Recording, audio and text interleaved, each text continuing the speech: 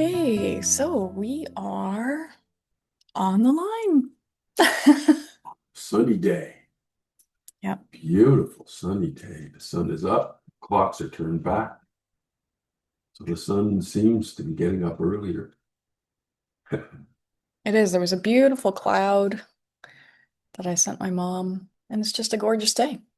Augie is here, wants to know what we're doing. Yeah. She's thinking, what is this going live every morning? Well, yesterday we went live and It wasn't so much live. it wasn't so much live because no one could join and we didn't record it. So, uh, Probably the best podcast ever. yeah, maybe, yeah. So 45 minutes later, we're going, oh shit. It's funny So we how the did nothing. tech works and doesn't work. Yeah. So I think praying that it's recording. I see that it's recording, so let's hope. Hoping that people have joined us. Yep. We got some new visits to the website yesterday, so that means something went out there. Yep. That's right. So today we're talking about I am, I am statements. It's not like What is? potatoes, it's not sweet potatoes. No, not yams. Not I am.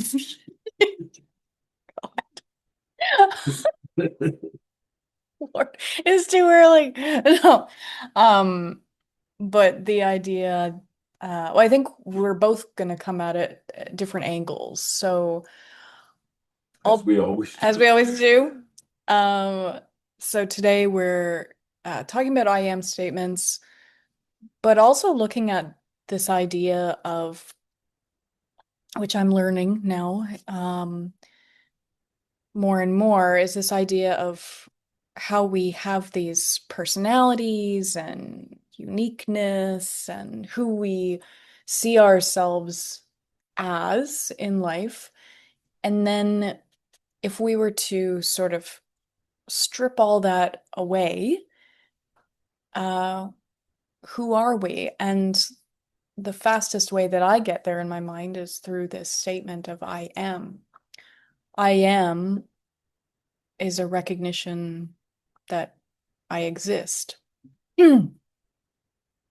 But maybe I am not these all these personality traits and everything that uh, I like to call myself every day, right? Well, that's, I think, one of the first points to make is so much is going on subconsciously all the time. You wouldn't be able to function if it wasn't, Yeah. right? And in the subconscious mind, uh, there's um, there's kind of a formulation of your beingness. There's an identity, and that identity has dimensions and characteristics. Um, it has a personality, which is a habitual kind of thing. Um, I suppose there are dimensions of personality that seem or feel like they're really locked down. Hmm. Um, but there are also dimensions of your personality that you've just created over time. You know, I love that Joe Dispenza um, thought. You know, if you have an experience and you hang on to that experience. So let's say, we'll start negative. You have a bad experience as a little kid with your mother, and you hang on to it. And every day, your experience with your mother starts with that reference to her and that particular moment in your life that didn't go so well, and your interpretation of that. And so you start to project that onto your mother and say, this is who she is. And then you accept that mirror back as this is who I am. And then every day starts to start with the same thoughts. Every day starts to start with the same dispositions. And then it starts to become a generalized mood. And when that generalized mood starts to become really locked in, it becomes a life attitude. And when those life attitudes get really locked in, um, they start to really become your personality. So, dimensions of our personality really start in a response to the experiences we have in life.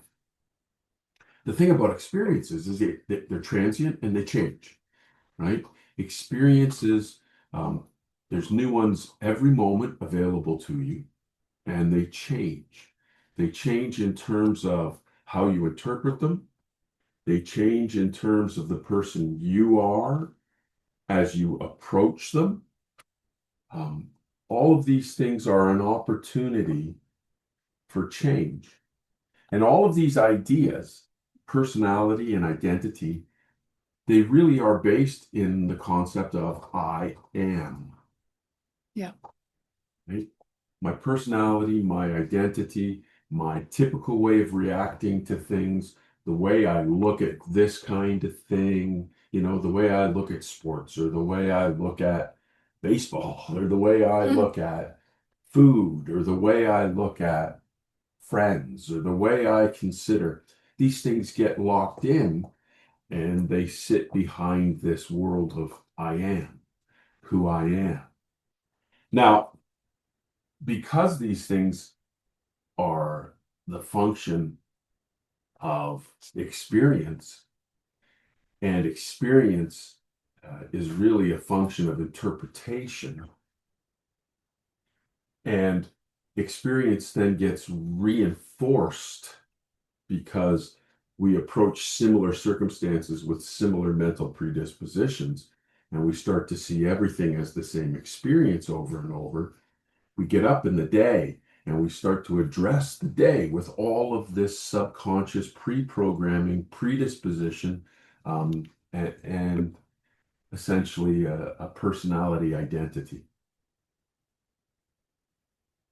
By saying to yourself, as Joe Dispenza says, if I'm going to start my day with all the same thoughts that I started yesterday, I just really can't expect today to be different than yesterday. And so, what can I do in this veil of I am? What can I do in relation to that that's going to make this day different?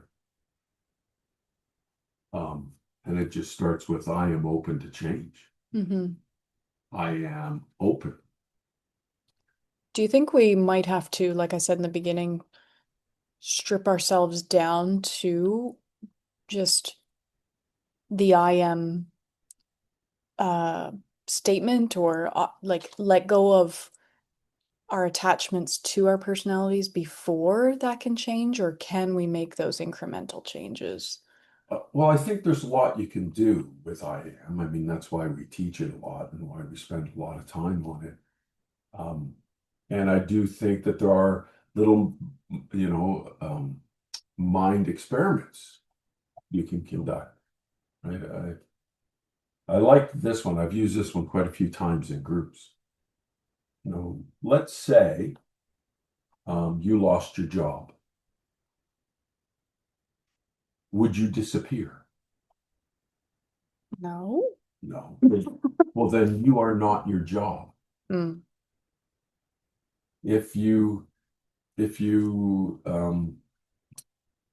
lost your favorite toy, would you disappear? Well, then you are not your favorite toy. If you lost someone you loved, would you disappear? Well, then you are not them. If you lost, God forbid, if you lost a finger, would you disappear? Well, then you are not your finger. Um, you can examine your being, your personality from top to bottom and start to come to the conclusion that a whole lot of things can change in my life, and I'm still here. Hmm. So I must not be that thing. Yeah. But we tend to attach ourselves to those things. I build identity around. Yeah. I work a lot with people who, I don't know why, I always think the word graduating. They're not graduating, they're retiring. Oh, I can't even remember the word retiring. But they're graduating. But they have lost, they have forgotten who they are. Uh, so it's very hard after they retire because they've put their sense of self into their work. They thought that's who I am. And you layer that subconsciously with the structure and rigidity to which they approach their lives, right? For many, many people, career is their identity, Yeah. and it becomes the most important thing. Yeah. And because it becomes the most important thing, every other aspect of their life is secondary to it. You know, how many times do you hear people say, "Oh, sorry, I can't. I have to work." Hmm. Right? Sorry, I'm not free. I don't have holidays left. Yeah. I am not able to do those kinds of things because I have to go to work. And we have our routines and our structures that are built around going to work. Yeah. The time we get up, the things that we eat, and, you know, getting our coffee in, right? We're changing our routines. You and I trying to do these podcasts Oh my God. live in the morning. Um, and if we were rigid to the old way of life, we'd find resistance in doing this. And certainly there's resistance. Yeah. Just like now, I just checked. This is how we're getting on right now. So we're using Zoom to do these podcasts. And I was looking over at the little microphone, and it's got this green thing going up and down showing how loud our voices are. And I'm like, did I actually add the Samsung Meteor mic that's in the middle of the table as our mic today? No, it's the MacBook. So Les might be a little tiny in the background, right? So it's just these getting these things going is hard sometimes, right? Change in routine. Anyway, Change. it's identity. Mm. And below identity is I am. You Hmm. know, I am someone who goes to work. I am someone who works at this place. I am the name your title. Hmm. I am a nurse. I am a doctor. I am a government clerk. I am. Yeah. And these are things that we quickly grab onto. And they mean a lot. And subconsciously, they're very, very powerful. So the idea, quite simply, is how do I change those? Or how do I make them better? Or how do I create for myself a sense of being right now Mm. that's different from what I am? People use it a lot in relation to their emotions, right? Mm. Yeah. We were talking about that in the school last night, or in my training school. Uh, how we attach ourselves to our emotions, um, and how we can develop a personality around our emotions if we get caught up in them for too long. That's that saying, you know, an emotion becomes a mood, becomes an attitude, becomes a personality. Um, and it starts with I am angry, Hmm. right? And if you find enough, if you find if in a moment you're angry and you say to yourself, leave me alone, I'm angry, and you claim that for yourself and your space, um, when are you going to let go of it? Yeah. It has become, for these moments, your identity. It's a mental pathway. It's a mental structure that you use all the time, that we use all the time, that I use all the time. And what it can do is lock me into something that I don't particularly want. It can lock me into, into a claiming state. I am, I am angry or I am happy. Hmm. It's funny how we don't cling to that one very much. The happy one? Yeah. Yeah. Yeah, it's so funny how when I talk to clients, and we've mentioned this before on the podcast, but I think it's worth mentioning again, is just maybe it's a reframe, you tell me, but the idea that if we can make ourselves feel bad by thinking negatively, not many people think about how, well, if you think, um, I don't want to say positive, but if you think yourself into a more joyful state or a more happy state or a more peaceful state, think about nice things in your life, think about nice past events in your life, um, it makes you feel good. But for some reason, when you mention that to people, they think it's metaphysical and woo woo. Right. It's the oddest thing. Well, there's an awareness that can be had that we are, um, however way you want to pose it to yourself, you're free to do so. I like to think of myself as a soul in a body. Hmm. I am a soul in a body. I am not a body with a soul. It's a completely different claiming of I am. Hmm. I like to think of it that way because it changes the way I address things. It changes the way I think of my life experience. Um, it's a subtle shift. Anyway, what I'm driving at is um, we can choose to not be primarily in our focus, in our efforts, in our thoughts, a body. But it's pretty normal to do that. It's pretty normal to see yourself as a body. It's pretty normal to experience the body first. I mean, you gotta be really strong in your mind not to be experiencing your body first. And the body grabs your attention every minute of the day. Every funny little feeling, every sensation, every change in conditions, your body's on full alert because your body still thinks it's a body Hmm. and your body mind still thinks it's a body, and your body mind is predisposed to protect you, to go to protection mode, to think in terms of protection from external attack, whether that's the weather or other beings or a tiger or whatever. The body is predisposed to survival, and the body is going to grab our attention every minute. And so it's really easy to anticipate the negative, anticipate attack, anticipate problem.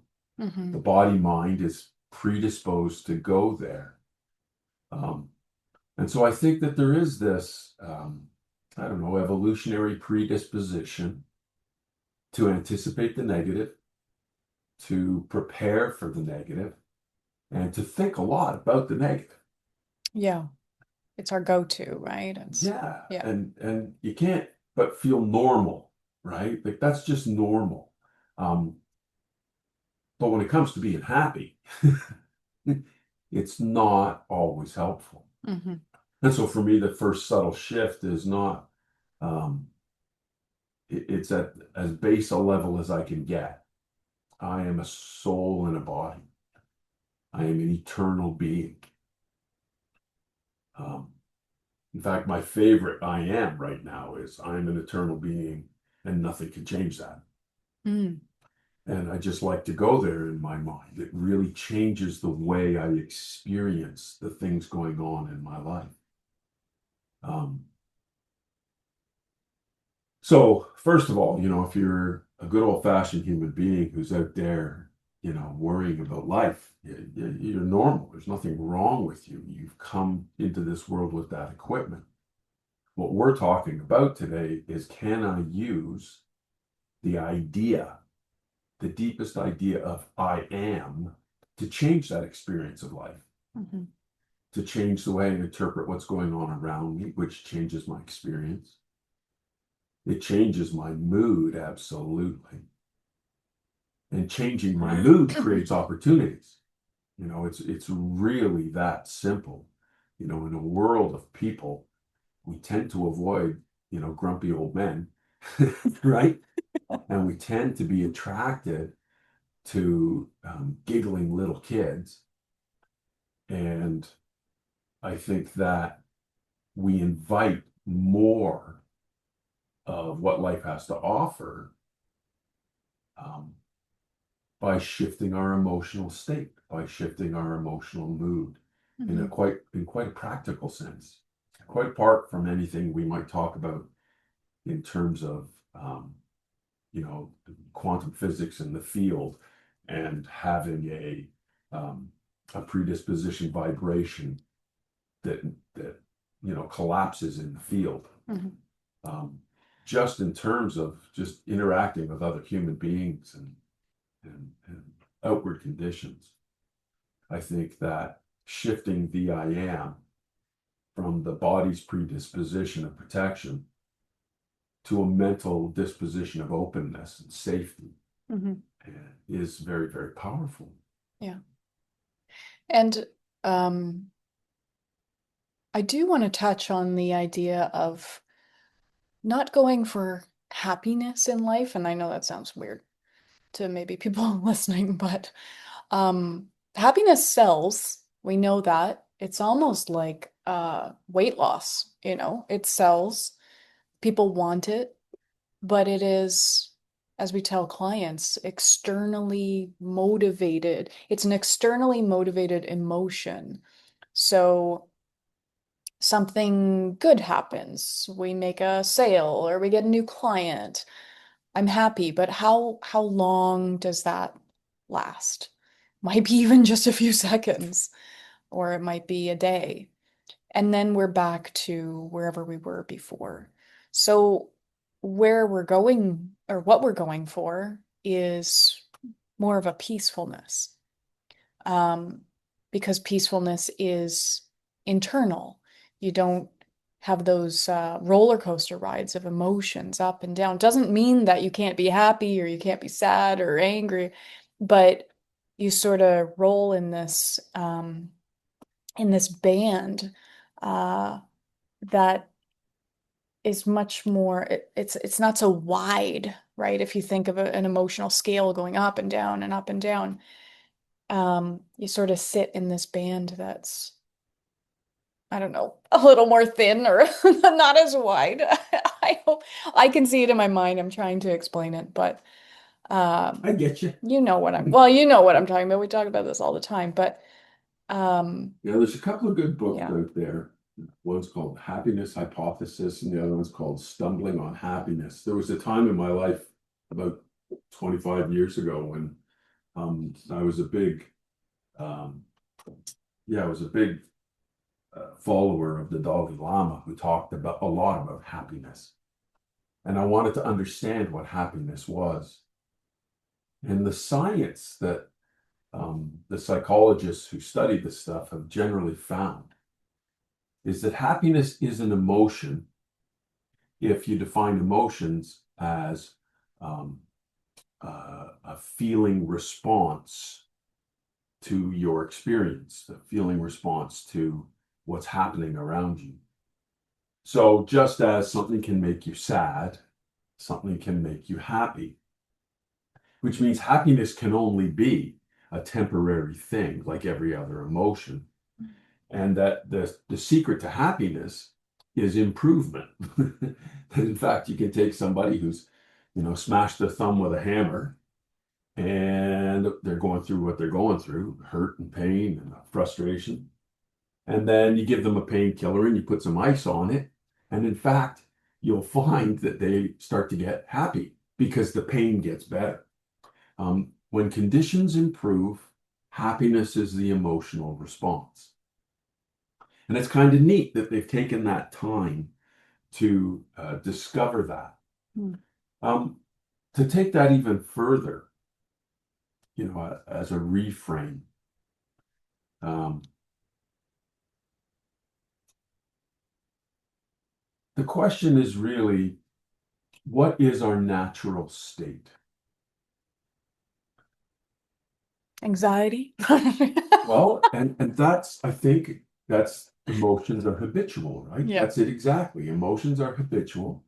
Um, and emotions are a response to an interpretation of what's going on around us. And when yesterday we were anxious about something and the conditions haven't changed, we're going to be anxious about it today. Um, we're going to continue to see conditions around us to be the same, and we're going to constantly give it that same emotional response. And um, I discovered this years ago, and I try to remind myself of it regularly. My natural state is one of openness and love and joy. That is what we really are in our most natural state. And you see proof of that in kids, Yeah. right? Uh, Kids are resilient. They don't cling to emotions. Kids are not interpreting everything that happens as if it's permanent or it's about them. Kids are playful, imaginative, creative. This is all natural to them.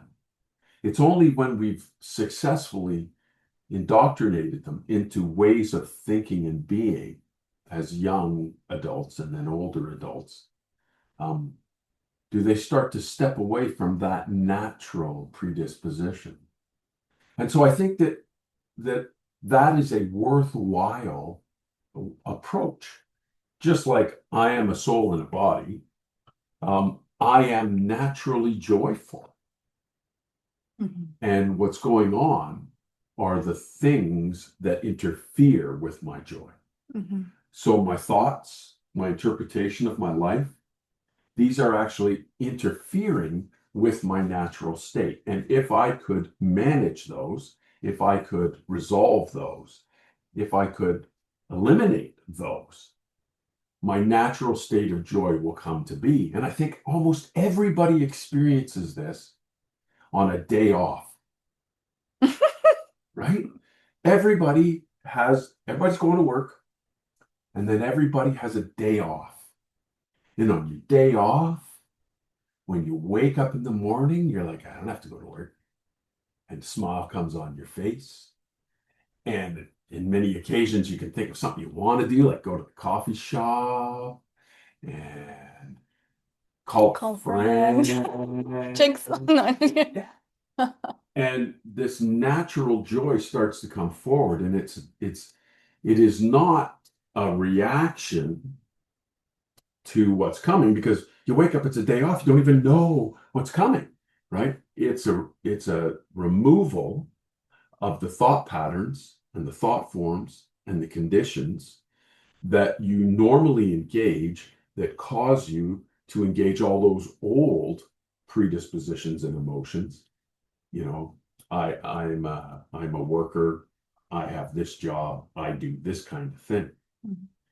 Um, so then the focus becomes not um, how do I be a better person? How do I be more joyful? It's how do I manage the things that are interfering with my natural joy? How do I think about the conditions of my life differently? Mhm. I wanted to give an example. While you were talking there, I thought of an example for listeners. Um, we talk about how kids are naturally joyful, unless put in situations where they can't be, or they feel like they can't be. Um, it brought to mind the conference last week or a couple weeks ago now, and we saw uh, a live stage show. It was smaller than normal, but it was still fun and um, the people that got up there totally went into their subconscious being. And a child lives in their alpha theta state, their subconscious mind, right? They've got castles around them and they can build moats and they're a firefighter and they have friends that are invisible to us, and so they're living in this state. And when I saw the people on stage remove the barriers that we put on ourselves, yeah, but I might look silly, right? Or I might feel stupid doing that, which we do so often. You saw these people on stage start playing instruments when there was nothing there, and they started talking like aliens, or using their phone or their shoe as a phone. And so it's really removing that barrier to, let's say, joy or peace or their subconscious mind, where we, all right, where we get caught up in what we're going to look like or how we're going to be. I know that I reach that state when I get excited about something and then I start talking and talking and then things come out and I'm like, oh shoot, take that back, or like I look stupid, or I just get really out there and silly when I'm excited about something. And that's not a bad thing, but I sure do feel afterwards like, oh, maybe that was maybe I looked stupid or something, or sounded stupid. Yeah, I really think that there is a more natural human state that isn't blanketed in um, all these fears, all these predispositions um, to worry, Hmm.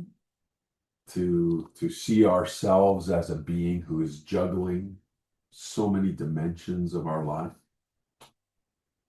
Um, and when we step away from that, there's a much more natural, joyful state, an excitement about life. Hmm. Yeah.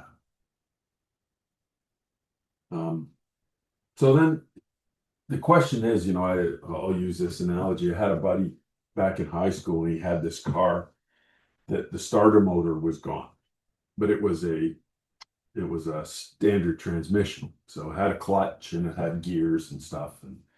Um, and every time we park and shut it off, the only way we could get it started again was to push it. Yeah. So a car with a standard transmission, if you step on the clutch and you put it in first gear and then you just start pushing it moving forward, when you let the clutch out, that'll start the engine. Um, and I think of that as a perfect analogy to I am statements. I am statements. I wake up in the morning and the flood of yesterday comes charging in. Mm.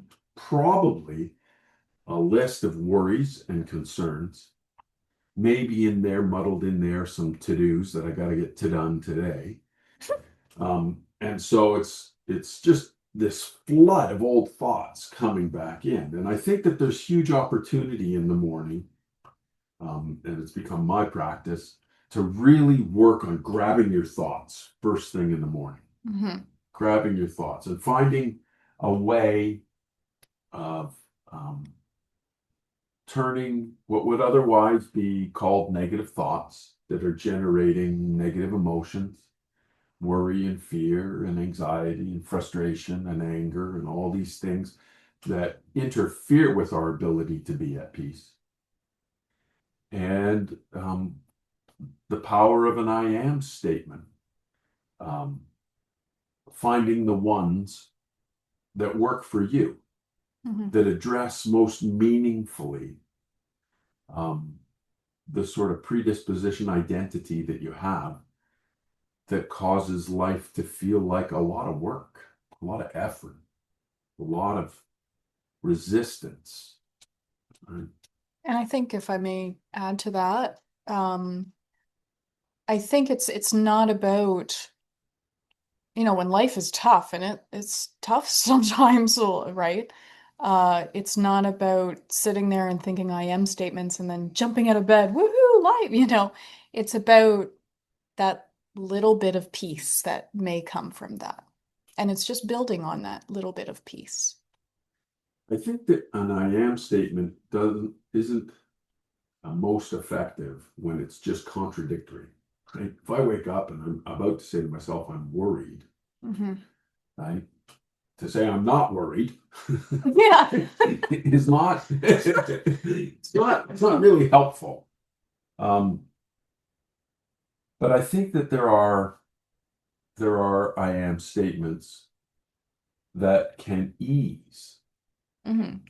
and slowly shift. I think of the metaphor of the big ship that's going to turn 180 degrees. It only does that a few degrees at a time, right? Yeah. It takes a long time. It takes a lot of I ams. Yeah. But even if you can shift that 10 degrees, you're going to change the place you end up. You Yeah. know, you're going to change the way your day feels. Yeah. And so, to just use that as the example, I am worried. Um, it becomes not a contradictory statement to say, um, I'm smart. I am capable of planning. I am creative. I am capable of coming up with new ideas. Hmm. I am strong. I am smart. I am creative. I am working on this now. I am changing the way I feel about this now. I am coming up with solutions now. I am capable of creating solutions. I am capable of addressing difficulty. I am successful at addressing difficulty. I am someone who has always been successful at addressing difficulty. I am not alone. I am a friend to many people. I am loved. I am supported by those in my life. Um, I don't know that you've shifted the ship 180 degrees with those, but they sure feel different than I am worried. Hmm. I am in trouble. You know, these kinds of thoughts um, are, no matter which way you go with I am statements, you're claiming. Yeah, I don't think we lay there in the morning and think I am worried. I think it's just this subconscious stuff going on, right? So if we can give the subconscious mind something that is um, uh, something that it can accept. I'll never sit there and tell a weight loss client, oh, you're going to lose 10 pounds by next week, because their subconscious mind would never accept that. It's going to push, push, push back, right? So again, like you said, you're not saying, I'm not worried, I'm not in trouble. Uh, you're giving it these ideas that maybe it can get on board with. Well, I think that when you claim a different emotional state, when you claim a different approach, thought approach, when you claim that, you make shifts. Um, and I think the magic is in claiming I ams that are moving towards the positive that you really want, rather than saying, well, this is the condition of my life. This is the way it is. I have proof. Yeah. I'm a mess. Yeah. Well, that's what you're claiming when you say that. That's where you're moving your emotional state. Um, that's quite literally digging an emotional hole and fortifying it by repeating it. Yeah. And no matter how true you might be convinced it is, it's not helpful. Mhm.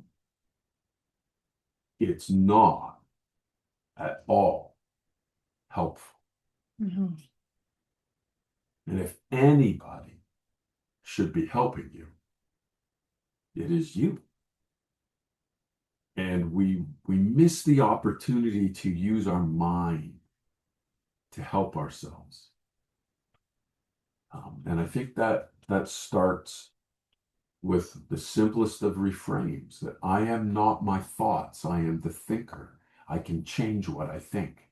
Mhm. Um, I am the thinker. These are just thoughts. Yeah. I don't have to hang on to them. Um, you know, Luke Howard at the convention, he taught a little thing and I loved it.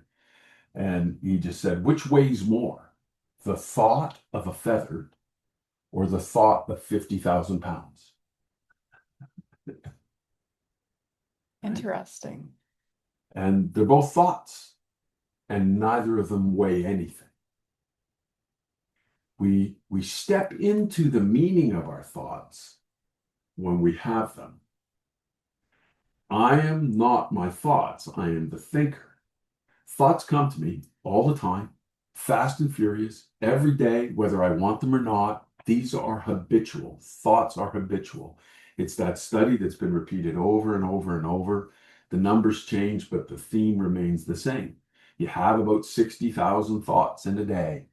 About 3,000 of them are new and creative and positive.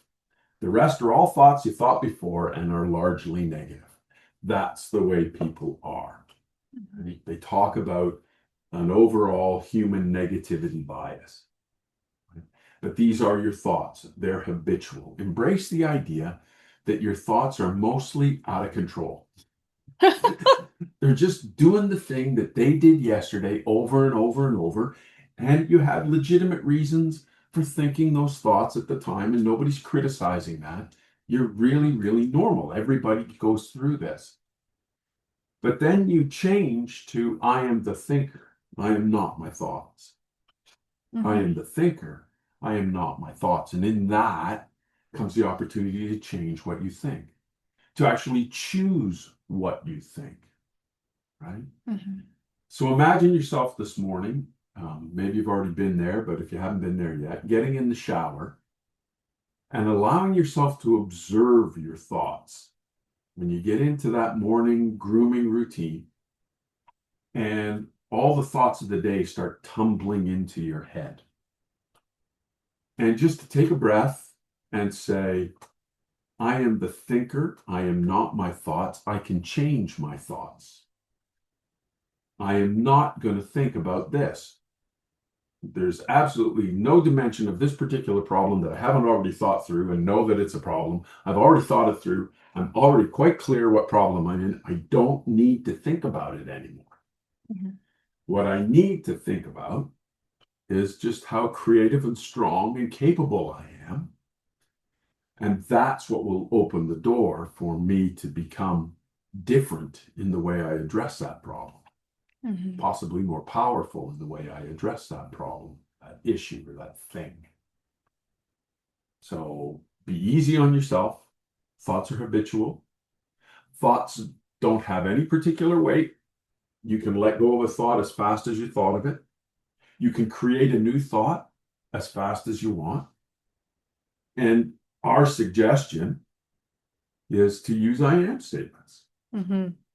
I am safe. I am capable. I am learning all the time.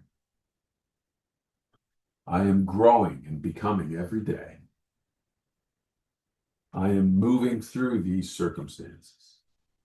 I am creating new circumstances for myself. Yeah. And just grab those big I ams and start claiming that territory for yourself. There's tons of science that says that's going to change your your neural networks because of neuroplasticity. I fall into my old repeated thoughts. I'm fortifying my neural networks. I deliberately think differently. I'm changing my neural networks. Mm-hmm. And And it I think doesn't take long. it has to be deliberate in the beginning. Absolutely. Like And it has to be choice. yeah. And that's part of what we do, right? We help people Yeah. shift those thoughts. And And we're certainly not gurus over here. You know, we struggle just as much as anybody else. But I think you know, we have seen through ourselves and others these changes, right? So it's, I think, important to share like we are doing. yeah, so I guess all in all, the suggestion is to first recognize that your thoughts are habits and they don't have to be. You can change habits. The best way to get rid of a bad habit is to replace it with another habit. And it doesn't take long to create habits. Um, and everything that you do with your mind, you're practicing. So you might as well practice things that are helpful. I am not my thoughts. I am the thinker. I can change what I think. I can think randomly. Place yourself in your 5-year-old mindset when life was an adventure. Just imagine yourself at 5 for a little while.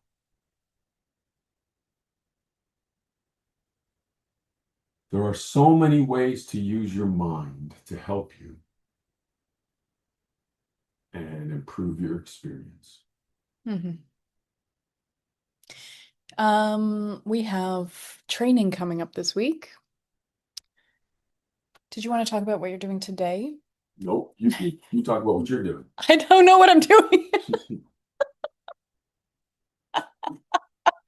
So What I'm late. doing is Okay. what I'm doing is I'm setting the stage for a whole course in Reframes.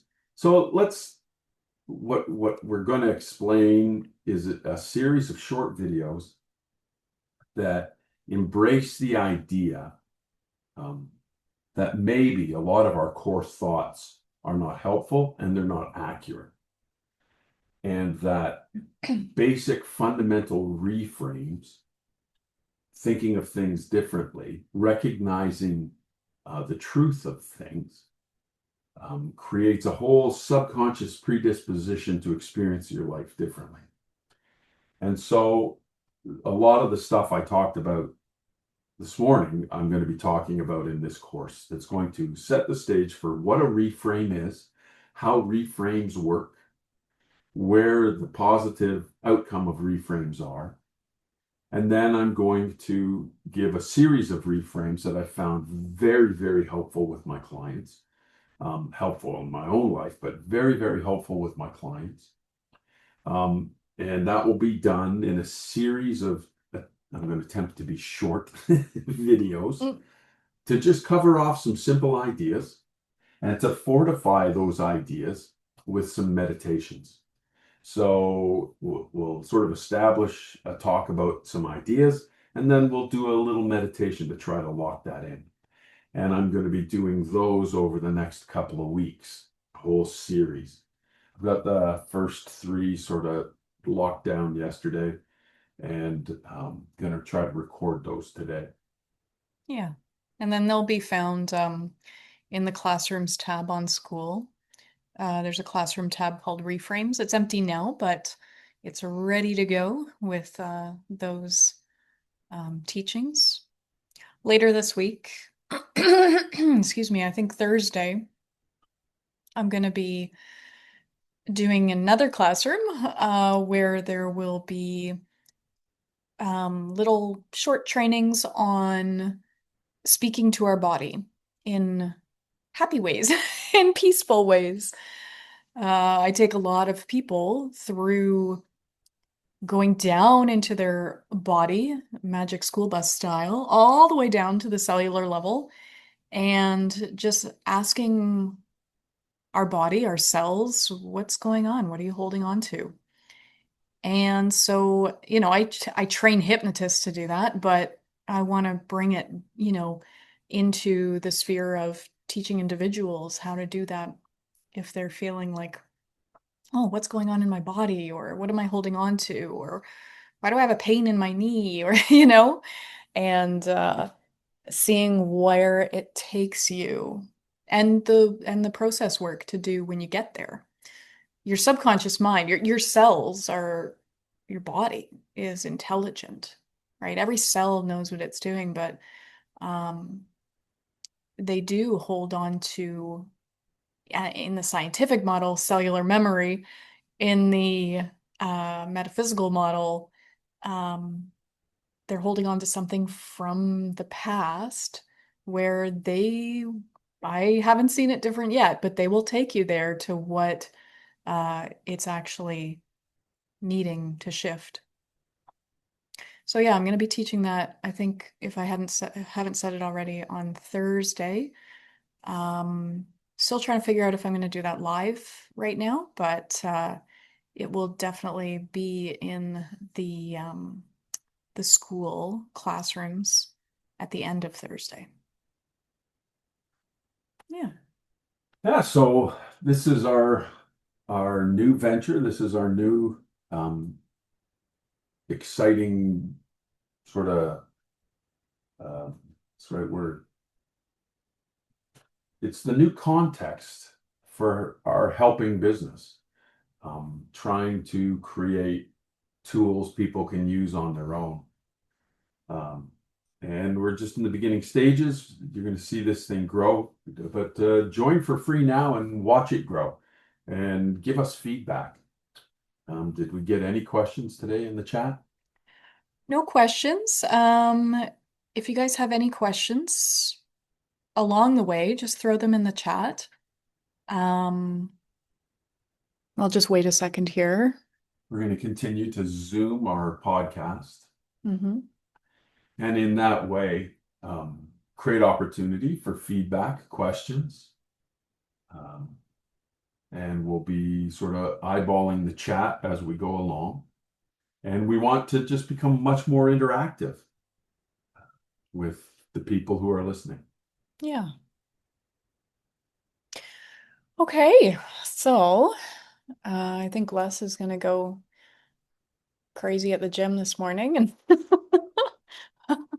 I'm not going this morning, but um, yeah. Thank you for joining us. This is a new way of holding our podcast. If you don't know about our podcast already, we've got, you can go to our website and find it. You can also find it on all the mainstream listening channels. Just look up Coffee with Hillary and Les, or look up State of Mind Hypnosis. You'll find it there. There's over 100 podcasts there where you can listen to them and have a new take on life or just feel better, have reframes, techniques to help you along your day to day. So yeah, check out our school. Um, if you're listening at this point, wherever you're listening from, in the show notes or along with the shared podcast, you will find the link to our school. So go on over and join if you want. All right, we'll see you later.